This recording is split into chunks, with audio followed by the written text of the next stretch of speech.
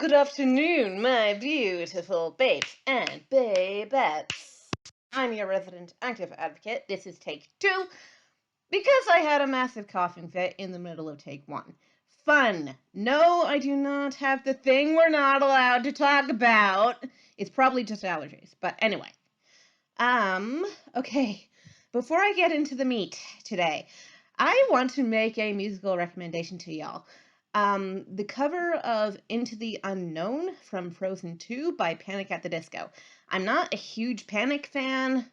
I find them a little bit showy, but this is basically a show tune as it is. So this is just the right amount of showy. And he's a really good singer, actually. Holy smoke, does he hold the note at the end. I Will Die on This Hill, by the way. Into the Unknown is a better song than Let It Go. Thank you. At least thematically. Either way, Idina Menzel is a very good singer. So amazing. Cool. And I think they're both LGBTQ plus anthems at this point. Not entirely sure about Into the Unknown, but I think it might also be. But okay, so that is my totally off topic musical recommendation to all y'all before we get into this. Okay, getting into this. Content warning. I'm going to be talking about emotional abuse in relationships today. So if that is not your jam, I will not be offended if you leave. Please do. All right. So when Edward leaves, yay. But when Edward leaves, as you are aware from either seeing the movie, reading the book, or watching these videos, Bella turns into more than a bit of a mess. And I really, really don't like what Stephanie Meyer did with Bella in this book. The reaction that Bella has to Edward leaving is extraordinarily unhealthy. And I realize that that sounds insensitive, probably, because breakups are difficult, okay? I'm not a stranger to this. Breakups are difficult. The one and only breakup I ever had, I initiated it myself, but it was still hard. The difference, though, between me and Bella is that I had a functioning social network. Bella does not. And that is another aspect of the emotional abuse in her relationship. It wasn't so much that Edward cut her off from her friends or her family. It was that because she clung so hard to Edward in the codependent manner that I have been discussing in these videos, Bella let her other relationships slip out from under her feet. I have to admit I did this to a certain extent when I was in the relationship in question. And the thing was, though, once I realized that that was going on, and I also realized what kind of a person he really was, he didn't show his true colors at first, okay? No one really does. Unless you're Edward and everyone is into you anyway because you're pretty. Yeah. That's not a good reason to be into a guy. And yes, I am speaking from personal experience. But the difference is once I realized what kind of a person he was, I broke up with him. And he was not okay with that. But I made it firm. You need to be out of my life. You are not good for me. And I'm not going to name names and I'm not going to throw verbal abuse. You know, it's just he was not good for me. We just weren't a good match for one another. Just like Edward is not a good match for Bella. And when he leaves, as I said in my Edward issues video for New Moon, he does it just so unnecessarily. He could have handled the situation with Jasper in any other way. You know, if you want to invite Bella into the lion's den, which is the house in which all the vampires live, you can ask Jasper to leave, or even ask Jasper whether he feels comfortable with staying. And if he says no, which as a reasonable person would, if he can't control himself around humans yet, he can leave. It's not that big a deal. Just don't have him around. Or, you know, ask Bella whether she really does feel comfortable going into a house full of people who want to drink her blood. Oh my goodness. Bella doesn't have any agency beyond deciding to be with Edward. And I'm going to plug the channel Cinema Therapy again. These guys are really, really good. And they do say that Bella does have some agency in that she is surefire 100% determined to stay in this relationship come what may. And you could say that that displays great loyalty. Personally, I don't read it that way, and not to talk myself up, but one of my cardinal virtues is loyalty. I know what it looks like, I know how I do, okay? Loyalty is not necessarily staying at all possible costs. I would not stay, and I did not stay, in a relationship where the person was not treating me with respect. And I would not advocate that anyone should stay in a relationship where the other person does not treat you with respect, does not account for your needs and your desires, and does not give you autonomy. All right? If you feel comfortable staying in a relationship like that, I'm not going to tell you what to do. All I am saying is that a person should make up their own mind about whether that sort of a relationship seems worthwhile to them. I'm not a therapist myself, okay? Jonathan Decker on Cinema Therapy is, and he's a relationship specialist. So watch their videos that they've done so far, at least on the Twilight series, because they're hilarious, but they're also very enlightening. When Edward leaves, though, Bella does not feel capable of falling back on her existing social network. She does have friends in Forks other than the Cullens, and her father, he's a very good father, actually, and he is 100% there for her. He also, I really like him for this. When Edward comes back, Charlie, Bella's father, despises Edward for what he did to his daughter. Okay? That's a very good dad move, right? And I really like Charlie's character up to a certain point. We'll get to the point where I stop liking him, but that's later on in the series. At this point in the series, though, Bella begins having horrific nightmares, at least horrific from her perspective. But in the book, this is not portrayed very well in the movie. In the book, she says that the nightmares are basically just of her walking alone through the forest. And the thing that is scary about these dreams, the thing that horrifies her so intensely about these dreams, is not any monster that appears in the dream or, any scary scene within the dreamscape itself. It is the feeling of total and abject purposelessness, wandering in the forest completely alone with no destination, just wandering forever alone. And that is how she feels when Edward is gone. That she is 100% alone, A, and B, that her life no longer has a purpose. I don't like this.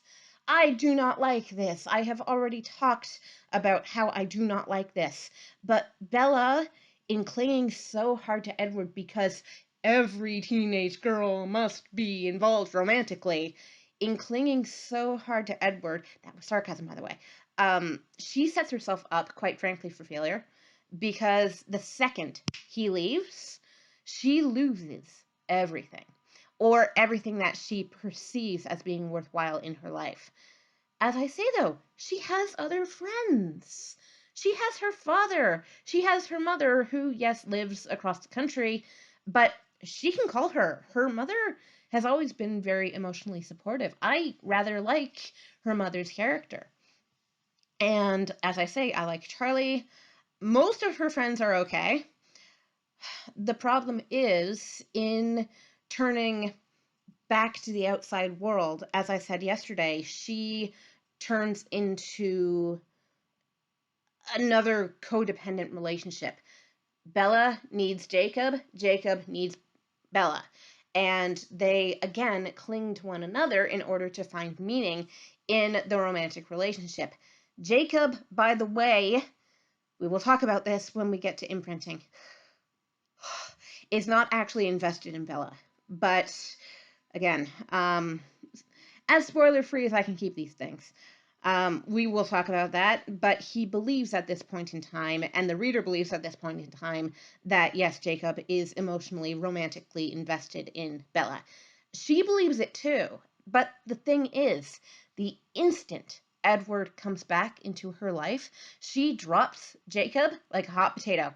I really don't like that, even though I don't like her relationship with Jacob either, because as I say, they cling to one another. I think that that is unhealthy, but I also think it's unhealthy that immediately when Edward comes back, she goes back to Edward. Edward does not even apologize for leaving her. In fact, he admonishes her for letting him go too easily. As I said in a previous video, the dirty little hypocrite. I don't like Edward in this book. Thankfully, he's not there for most of it. But again, another hallmark of an abusive relationship is that if you are with this person on again, off again, on again, off again, there could definitely be instances where the other person, the abuser, says to the abusee, like, how dare you even try to leave? And if it's in a particularly abusive setting, they will take measures to avoid the other person leaving again, either by cutting them off socially or by physically cutting them off from other resources and other external help that they could otherwise be drawing upon. Edward doesn't exactly do that necessarily. It's not what Edward does, it's what Bella does. As I have said multiple times now, she does not have the self esteem to stand on her own. She only finds meaning in her life if Edward is in it. What I'm curious about is how did she function before Edward was in her life? We're not really aware because this is a nominal romance series, right? So the romance is the central aspect of these stories, right? But I don't think that it ought to be. I really do think that these books would be much more interesting if they focused on literally anything else. Focus on the werewolf lore, even if it is cultural appropriation. Focus Actually, no, don't do that. That's cultural appropriation. Sorry.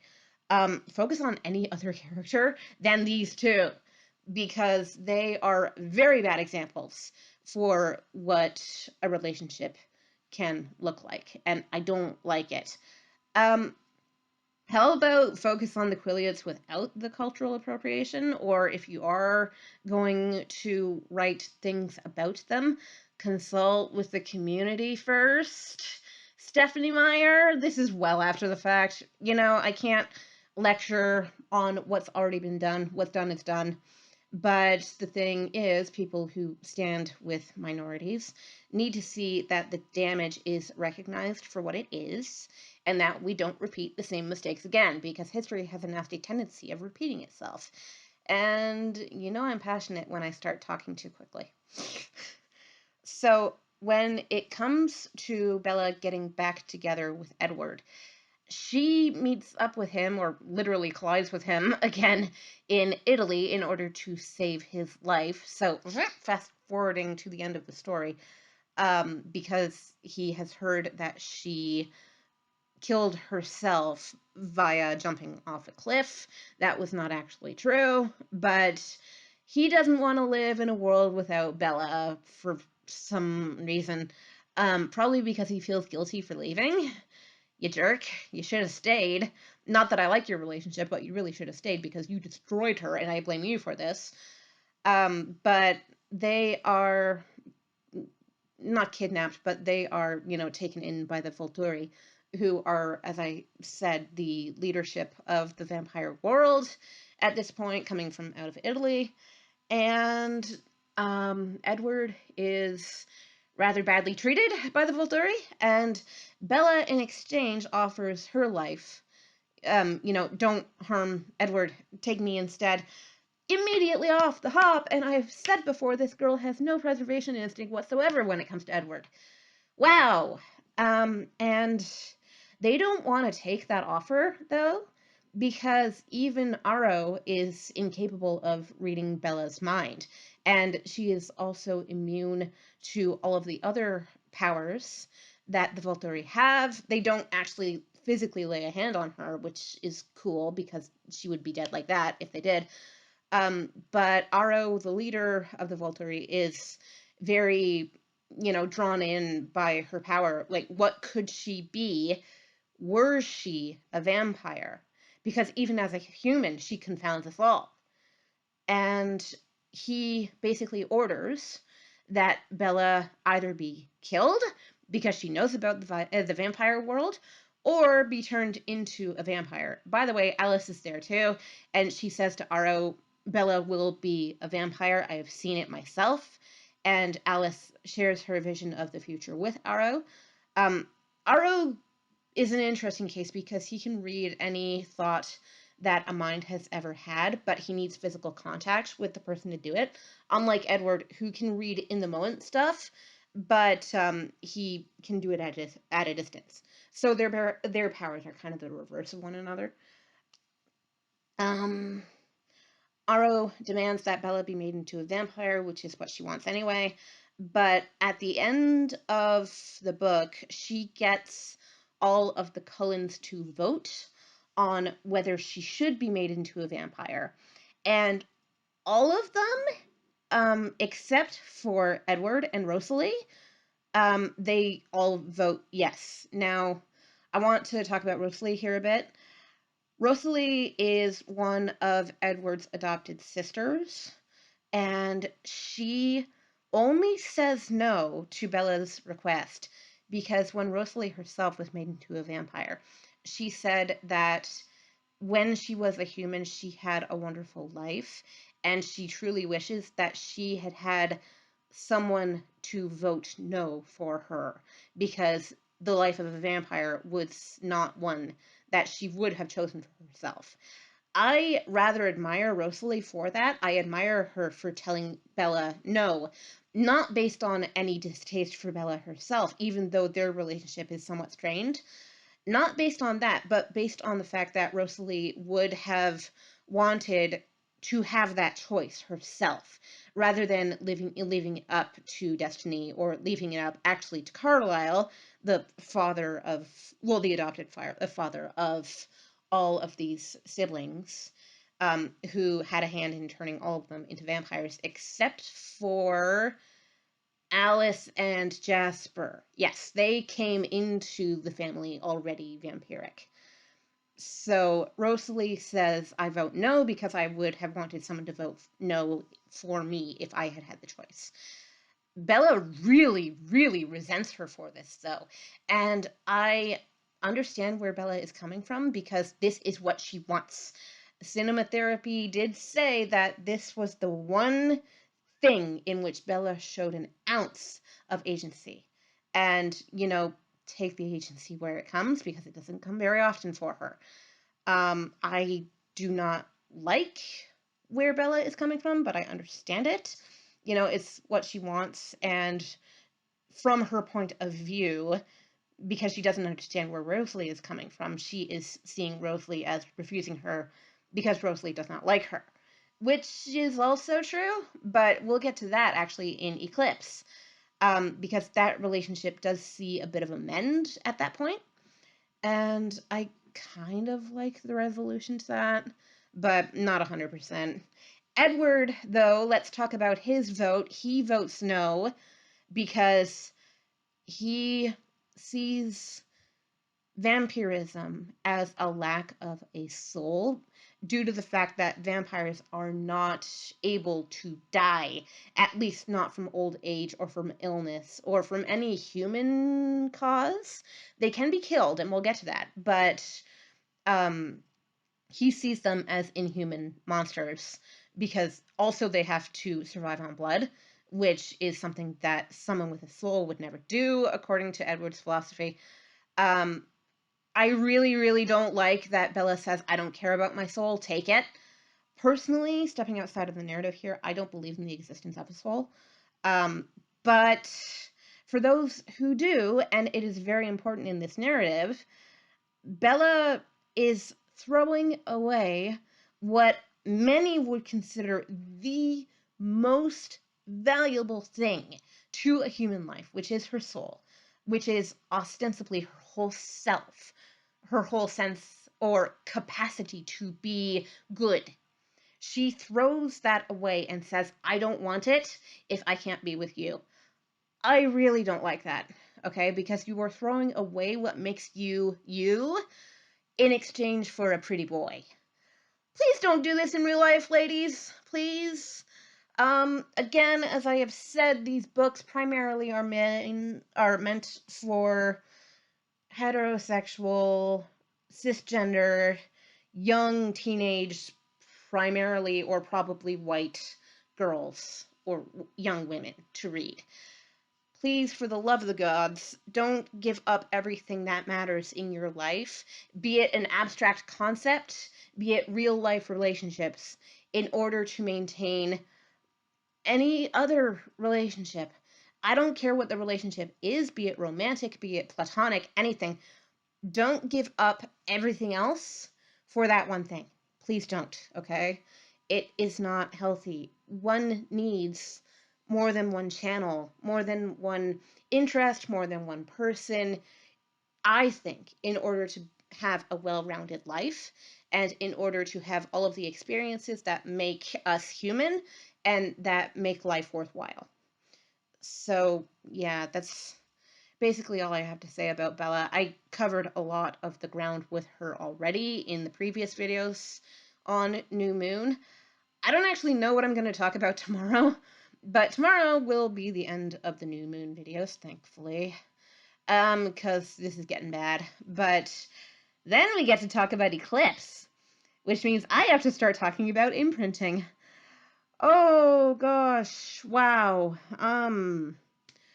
That's gonna be fun. And by fun, I mean, what's the opposite of fun? Unfun. Unfun. It's going to be unfun. Okay. So, yeah. That's my video for today. Very, not good kind of sign off here. But, like I say, I don't know what we're talking about tomorrow. I will figure it out tonight, and then tomorrow we will figure it out together, and it will be unfun for all of us, including me. Woohoo! Alright, so have a lovely, wonderful, very humid day. I'm sweating in my clothes here. And I'll see y'all tomorrow. Mwah!